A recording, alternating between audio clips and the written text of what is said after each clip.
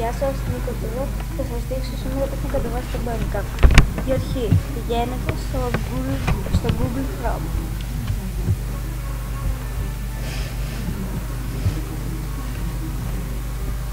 Πατάτε Bandicam και θα πατήσετε σε αυτό εδώ. Ωραία. Μισό λεπτάκι επειδή μένει να κολλάει λίγο.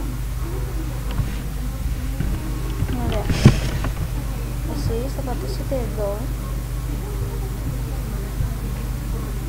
Πατήσετε εδώ. Ωραία. Πάνω θα σας δείχνω γελώς πώς να το εγκαταστήσετε και πώς να το κατεβάσετε. Ωραία. Πατάτε εδώ.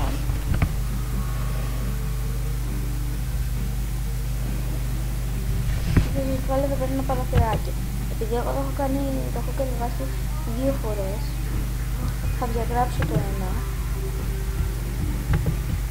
και ωραία, επειδή εγώ άμα βάλω το ίδιο όνομα θα το μπερδεύω. Θα πατήσω εδώ ένα λάμδα, εσείς θα πατήσετε όμως ό,τι σας είχε εδώ, αποφύγες. Ή άμα θέλετε πατάτε Bandicam.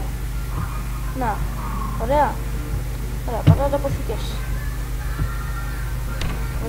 Και σας έρχεται εκεί πέρα κάτω. Ωραία. Περιμένετε. Ωραία. Κατέβηκε. Πατάμε πάνω του. Ναι. Ελληνικά. Αν θέλετε κάποιος άλλος, αλλάζετε εδώ πέρα γλώσσα. Εγώ το θέλω ελληνικά. Οκ. Με επόμενο.